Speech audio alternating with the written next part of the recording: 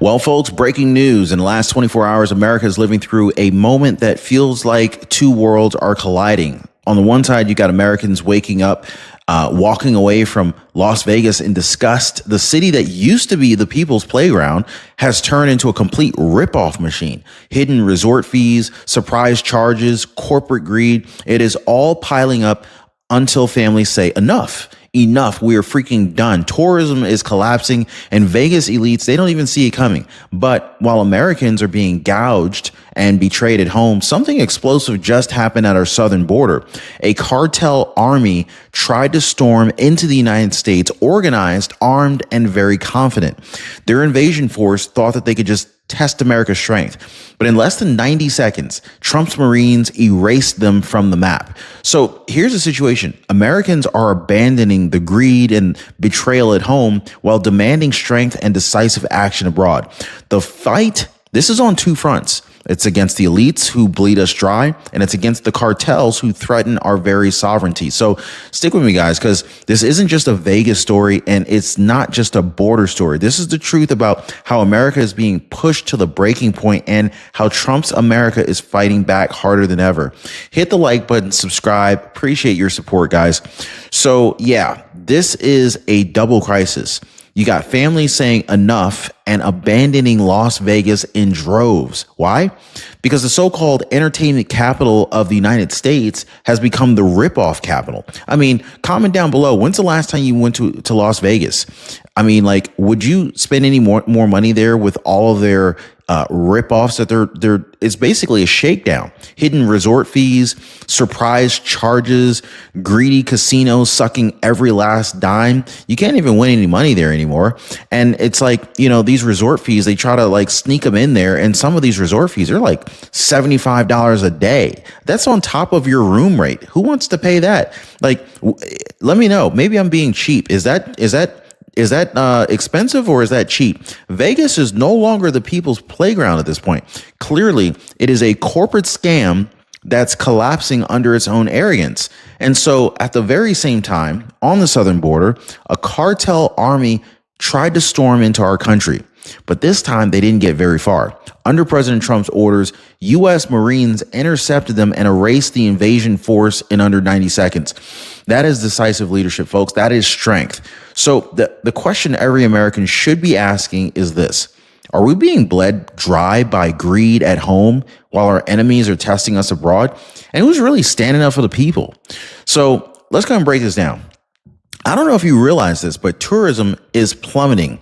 Vegas is down a shocking 12% compared to just last year. That's not a small dip. That is a collapse in trust. Rick Harrison, yes, I don't know if you guys remember him from the Pawn Stars. He's the guy who knows the pulse of this city, and he put it very bluntly. Vegas is pissing people off, and he's right. Think about it. Families save for years just to take that dream trip, and when they finally arrive, they get hammered with nickel and diming, mandatory resort fees, and charging that they never even agreed to. And what do the big casino corporations do? They don't care. They're obsessed with the next quarterly report. They're not worried about keeping up with people who are coming back. Repeat customers, who cares? Let's just bleed them dry is what the corporations are thinking. The result? Vegas is now bleeding out. The Strip has turned into a complete corporate ripoff zone, and Americans are walking away in disgust. Now, if I asked you to rate your confidence in your Medicare plan, would you say 10 out of 10? Or would you say, oh, I think it's fine? Well, here's the truth, guys. Fine isn't good enough when it comes to your health or your money. And this is why I partner with Chapter. They give you certainty, not guesses. Leslie, she went from thinking I'm fine to saving $1,000 a year. Sharon, she went from, oh, I don't know what to do. I have a plan that worked. So yeah, that's amazing, guys. So let me ask you this. Do you want to stay at probably fine? Or do you want to join the thousands who already know how sure they are? Well, most people, they're already calling the phone number on the bottom of your screen right there, or they're visiting the website at askchapter.org/Ron. Phone number is down below as 909-563-8279. So here's where the story really takes a darker turn, because this isn't just about Vegas being greedy. This is about a much bigger problem. In fact, elites completely out of touch with ordinary people. The executives are running these mega casinos, these billion-dollar corporations. They don't live in the real world anymore. They sit in glass towers, staring at quarterly spreadsheets, patting themselves on the back for squeezing out a few more pennies per guest. But here's where they don't understand, okay? Their customers are not spreadsheets. They're families. They're workers. They're just ordinary Americans saving up every dime for years just to take one trip. Now imagine this. A dad works overtime for 3 years, okay? A mom cuts coupons. Kids dream of seeing the lights at the strip, and then they finally go. And then what happens? They're slapped with a $45 per night resort fee for Wi-Fi that they don't even use. They're charged $12 for a bottle of water, $100 for parking, and another hidden fee just for the privilege of checking in. This is insult piled on injury, okay? And when they complain, nobody even listens because the suits upstairs don't care. They don't even know what it's like on the ground. Rick Harrison, this is a guy who's been in Las Vegas for decades, a guy who actually talks to people face to face every single day. Put it bluntly, Vegas is pissing people off, and he's right. Americans are waking up. They're voting with their feet, and they're not coming back. They're walking away.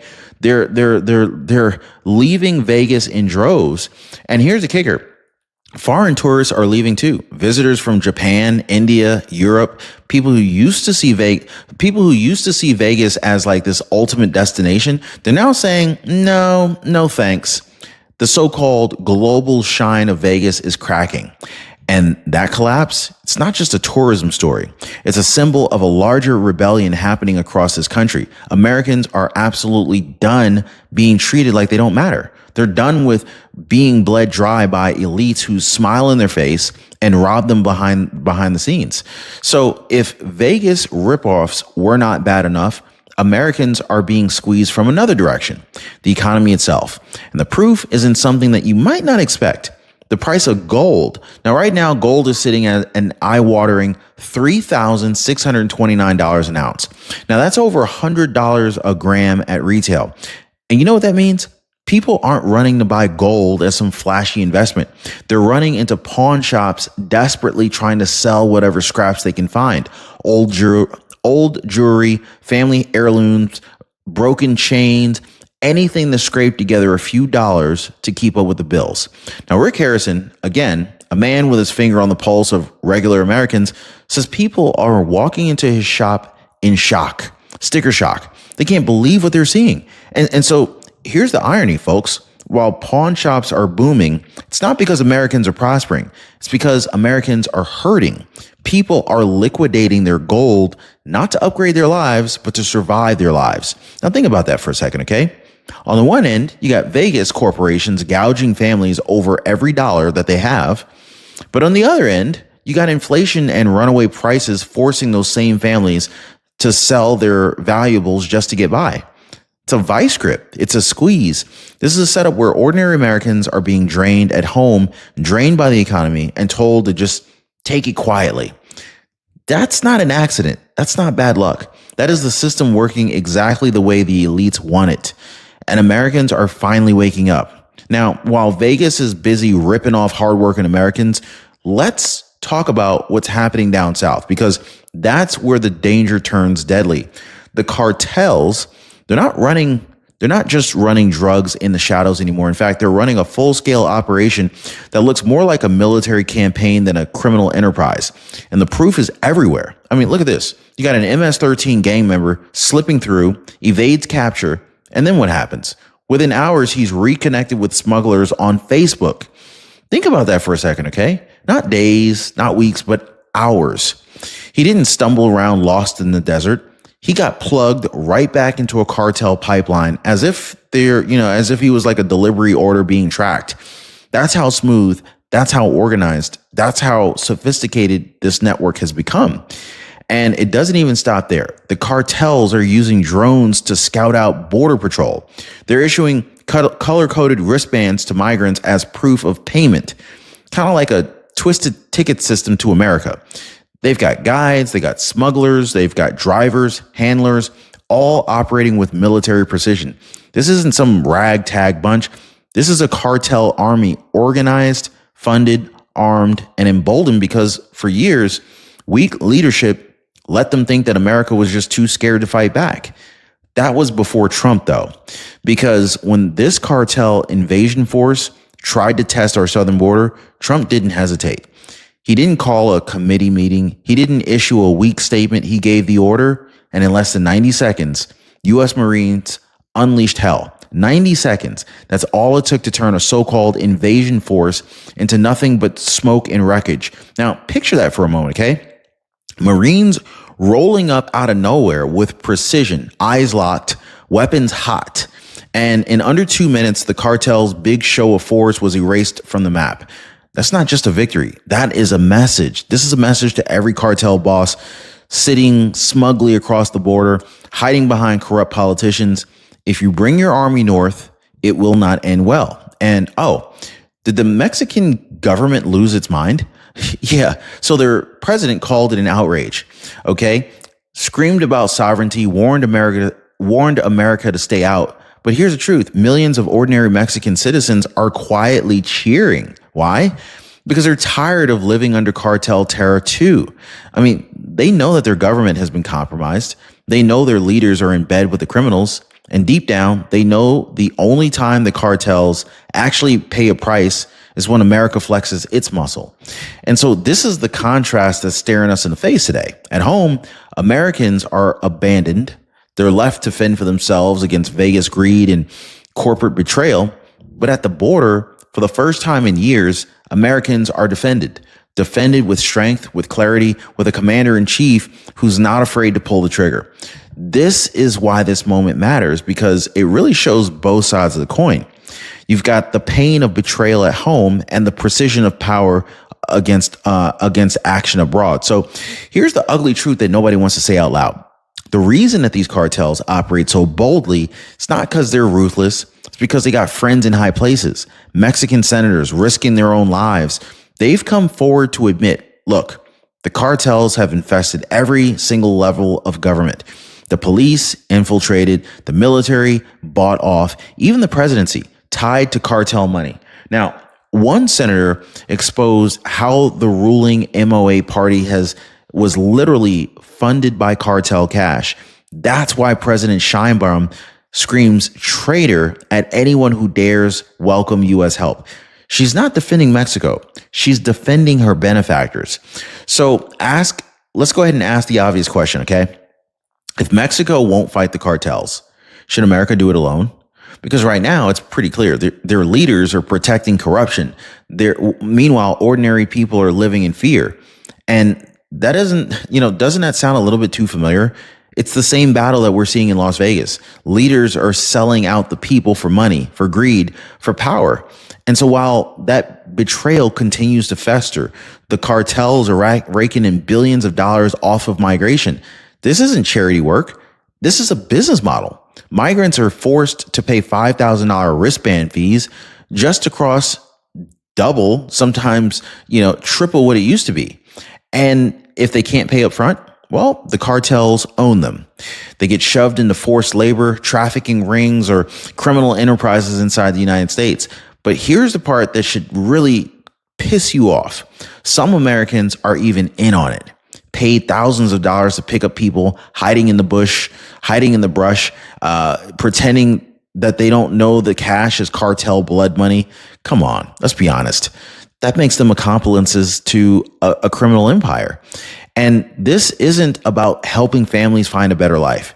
This is about organized crime stretching across two nations, and it's happening because corruption allows it to. So if you step back and you look at the bigger picture here, America is clearly fighting on two fronts right now. Now at home, in places like Las Vegas, we're being ripped off.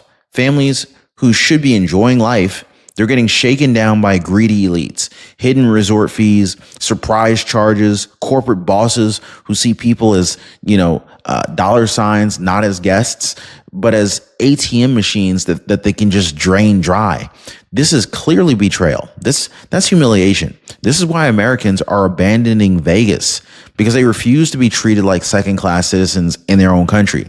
And abroad, at the border, we're facing a completely different kind of threat. You got cartel armies, operating with military precision, trying to basically storm into our nation. For years, they got away with it because weak leaders allowed them to do that, but not anymore. Under Trump, America's answer was crystal clear. You cross that line, you get erased. 90 seconds flat. That is the difference between cowardice and strength. This is obvious, I think, guys. How long can an ordinary American just keep enduring the corporate betrayal at home while fighting off corporate enemies abroad? How long before we demand not just survival, but victory? So this is where we stand here today. Vegas greed is collapsing. You got cartel armies absolutely destroyed, and Americans waking up to the reality that the fight is not just in one place. The fight's everywhere.